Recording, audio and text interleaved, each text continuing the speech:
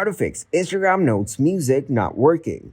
Hello everyone. In this video, I will show you how to fix Instagram Notes music not working. First, go to your Play Store. Here, search for Instagram app. Check for any new updates. Update your app to the latest version. Once it is done, go back to the home screen. Here, tap and hold the Instagram app and go to App Info. Scroll down and tap on Storage Usage. Clear cache memory.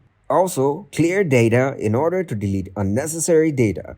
Once you're all done, open the Instagram app. Go to Direct Messages, then open your notes. As you can see, the Instagram music notes are not showing. Tap to add a new note.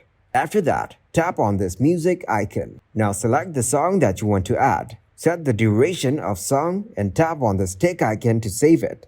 Now tap on Share button to continue posting the song on your music note. Your Instagram music notes have been fixed. Thank you guys for watching this video. Hope you got some value. Make sure to like the video and subscribe to the channel to get notified for new videos. See you in the next one.